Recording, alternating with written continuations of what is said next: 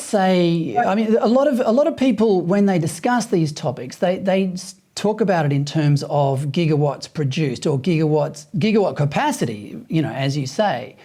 So if solar works at, on average, 20% and nuclear works at 90%, well, let's be generous and say that you need 4 times as much capacity from solar installation than you do if you're nuclear. Is that right?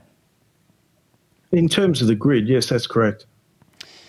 That's such an overinvestment, though, isn't it? I mean, it's like buying a Rolls Royce to drive down the, you know, to drive to the corner shops every day. I mean, you're building all this capacity for something that isn't going to be used.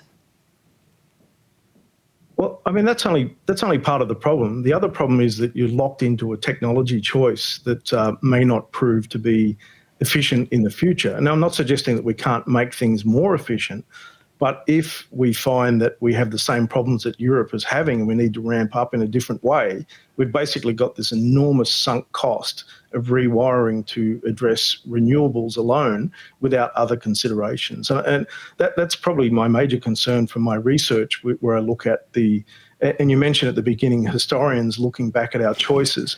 I'm really focused on how historical legacies impact the choices we can make in the future. And one of the problems that I'm seeing with current policy, particularly around renewables, is not necessarily whether they're good or bad, but it's locking us into one particular approach to technology, and we're also betting on that technology to succeed.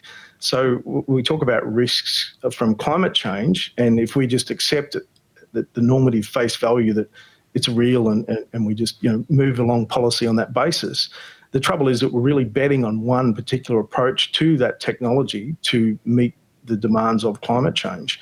And I think that means that when we look at things like capacity factors, overinvestment to enable these particular technologies, if we get it wrong, then we've got another factor of overinvestment and sunk costs that we have to deal with as well. And that to me is the major problem in these early stages of this renewed approach to energy policy in Australia. Yeah, well, it contrasts with the conviction and confidence that politicians are taking us down this road. I mean, what you say is pertinent, but it doesn't seem to register in Canberra. Now, let's talk about greenflation. On top of all this overinvestment and unreliability and the possibility that the technology won't work in the long term, there's the concept of greenflation. Now, tell me what that is.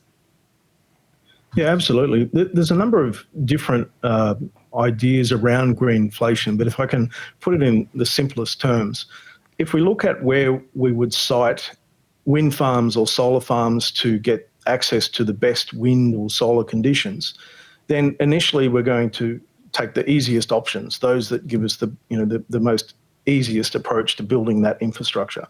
But over time, as we increase the need, and you've got to remember too that we've got a government that's also focused on electric vehicles as being part of this solution.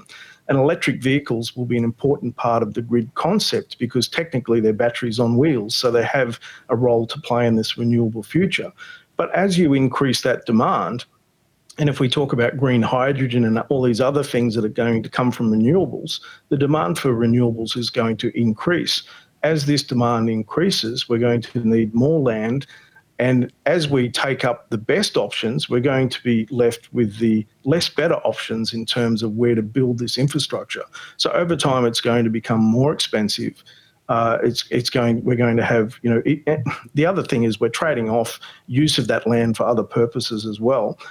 So we've got to take that into account. But effectively, greenflation incorporates all of the extra demands that are created because of this particular policy focus. Well, so it's not just land, but it's minerals and so on.